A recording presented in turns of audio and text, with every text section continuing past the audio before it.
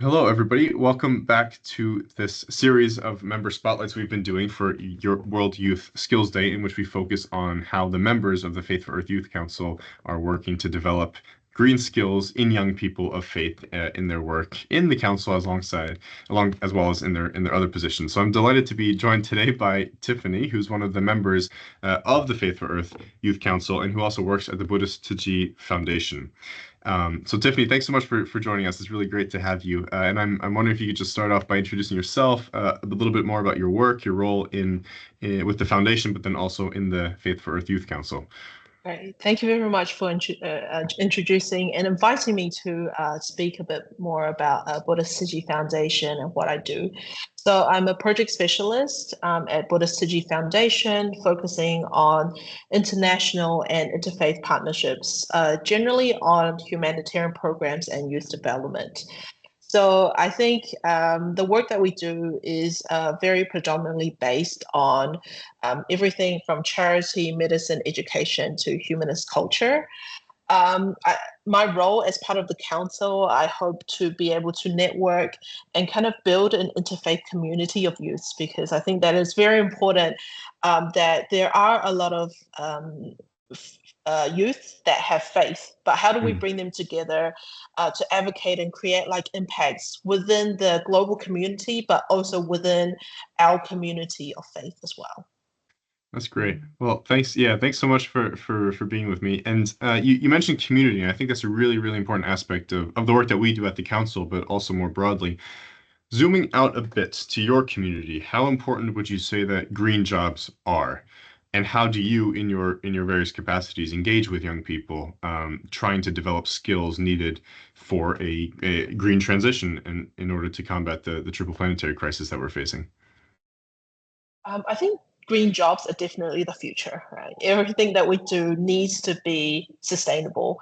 And I think that's one of the things that we see is how do we find jobs that are sustainable, and how do we help our communities transition in a way that is locally accepted? And also, it needs to be ethically um, value aligned, Mm, so we work with a lot of communities in the African region, so teaching a lot of skills, say for example agricultural skills.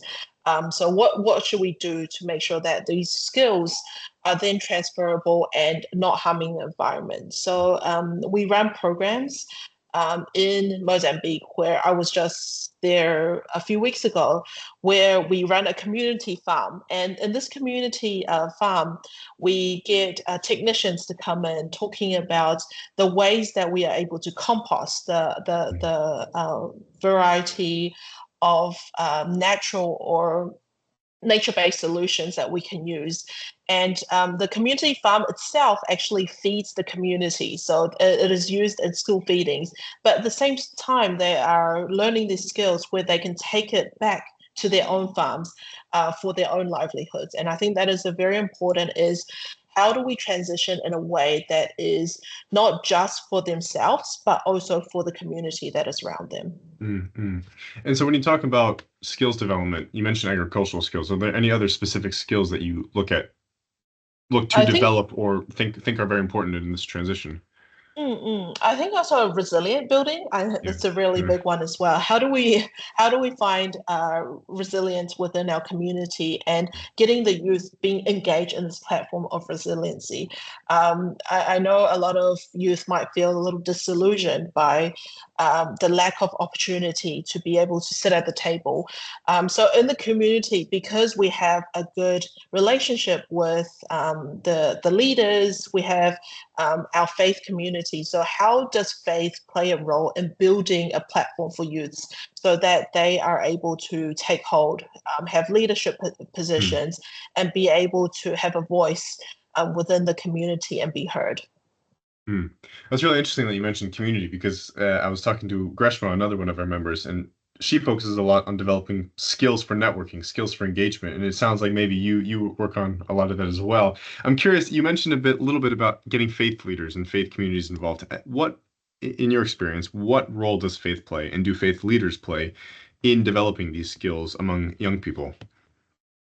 uh, faith plays a really big role in communities, and I think one of the things that we learn is that faith leaders also is very pivotal in the role that they play in changing the mindsets of people. I mean, green skills is something that is new, and often new things are very scary in communities. You know, coming in, people are used to the things they've been doing for years and years. So when you come in and say, let's try and make a difference. You know, that's stop using like certain fertilizers. Let's try to compost. It's actually very scary because um, for them, this is their livelihood. Sometimes for our communities, you know, they're their source of income. So any changes might jeopardize this. And so with faith leaders, it is how are we able to support them so that they're feeling comfortable? Our communities feel comfortable in making that transition. And at the same time is also that mindset of how we're living a sustainable lifestyle. You know, it's very hard culturally to change um, aspects of our lives, but coming from a faith leader, coming from a community that will support you when you are making this change is just as important as Mm. the change itself. Yeah, that's really interesting. And I wonder, in your work, you mentioned sort of engaging with older people who may be resistant to change, and understandably so. Do you find a difference in young people? Because sometimes, you know, where I work in the UK, there's this perception that young people are always looking for more, you know, better solutions for things, whereas old people are more resistant, which, you know, may or may not be the case in reality. But in your work, when it comes to skills development, do you see a particular level of engagement among young people and young people of faith that's different than other people, or is that relatively similar? In our communities, we see that elderly people are not resilient, like not resistant to change, but it is just the way it's being communicated. How is this Mm, change being communicated? And I think there is that gap between the way that youth will talk about these changes because they're more accepting of these changes. They want to change, they want to make a difference. So it's how do we build a bridge between the intergenerational and having that intergenerational conversation is very important, and that is kind of a place where youth. Where faith can come in, because mm, faith is a community of both young and old. And how do we create a safe space within the community so we can actually tackle these hard questions, or we can go through these solutions in a sensitive manner. And having faith is a really good way to build upon this trust in the community and trust amongst the community to be able to discuss. We see that there is also during the transition as well, a lot of elderly people may need time to make this transition. Youth, you know, being in kind of the social media age, internet age, everything is fast. Any video over maybe like 2 minutes is like, oh no, scrolling through.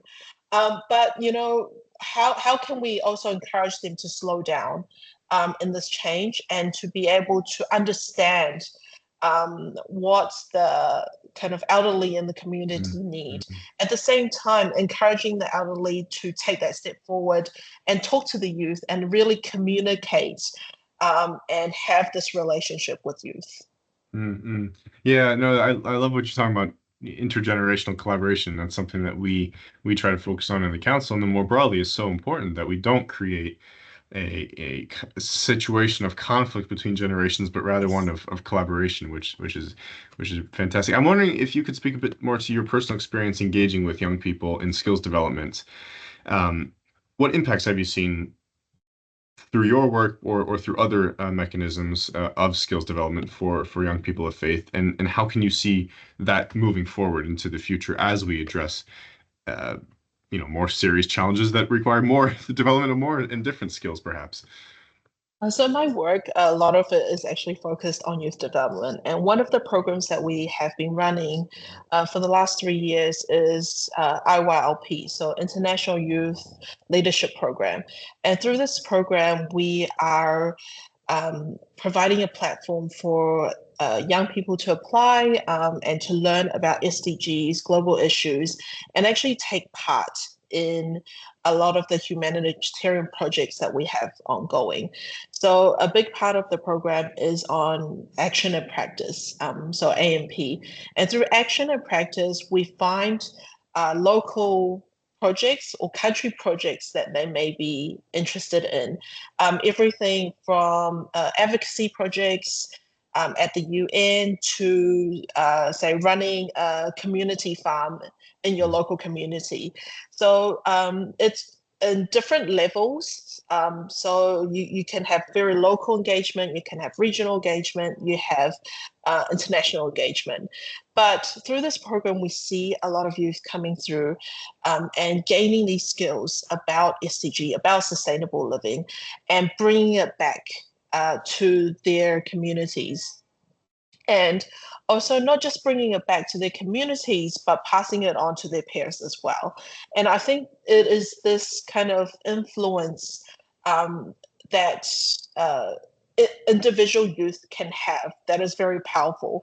So one of the things I see is a lot of youth may feel like they don't have a voice, but um, like the changes they make within themselves and the changes they make with their friends is very powerful, and it should be something that is encouraged and that we should continue to do. So one of the green skills that we have been teaching is or we have been encouraging is talking about education, and how are we doing community education, how are we educating your peers, and how are we telling stories about green skills. Storytelling is very powerful, and I think youth can really tell stories, and how do we pass these stories on? I mean, it also comes to when we're talking about intergenerational. I remember as a young girl sitting there with with my grandma, my grandpas, and they've been telling stories about kind of what their life was like, what it's telling stories about, the trees, the mountains, the sea, the fish in the sea. And these stories stick with you. It's the same with youth as well.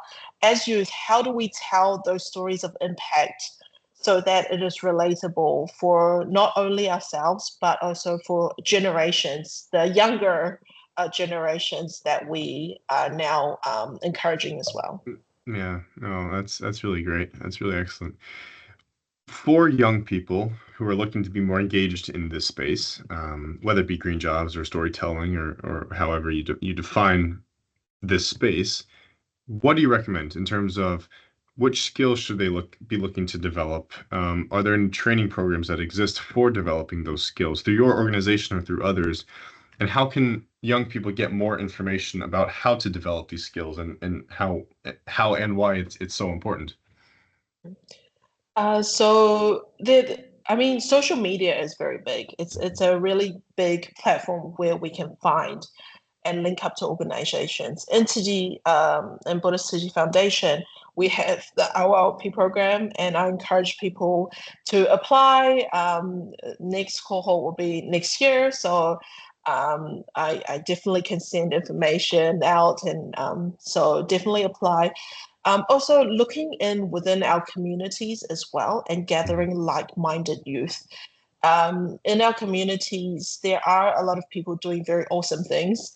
And how do we find these people and how do we link with them is, turning up to community events, regional activities, things that are close to you. And if there is regional activities or things that you want to do but unable to do, is to look online and find if there are like-minded people that are there and that you are able to link with. Because I mean, many organizations want to encourage youth, And it is having that courage to send that first email. I know it's sometimes it's very hard. You're like, think so much about that one email before sending it out. But when you send it out, like the reply you get could be, a lot more than that. So having the courage to send out the emails and making sure that, you talk to people, you connect with people. And I think the most important is making the change yourself. Is sometimes we think a lot about how we're going to do it, but maybe we can just go and do it. I think it's very hard, but if we are able to take that step and make those small changes in your life, in your lifestyle, then maybe you can even inspire somebody else to join you as well. Mm-hmm. So maybe the skill we should be developing is not so much how to build something or do something, but rather just it's a skill to be able to say, all right, I'm going to go do it, and just kind of bravery, Yeah, almost developing the skill of bravery. Yeah. yeah, like confidence to do things. Yeah. I think these are some of the soft skills that applies to kind of making the transition to green skills, because um, transitioning to green skills requires innovation, requires having that bit of courage, having the life skills to do and to make a difference. Yeah. Well, I don't think there's a better note to end on than that one. So thank you so much, Tiffany, for your time, and we'll share all the details about your work and links to further methods of engagement, platforms for engagement with our members, and in this video's feed. And I'm sure people will be very encouraged. They are encouraged to follow up on those. So thanks so much for your Great. time, Thank you and very much. all the best. Take care. Thank you.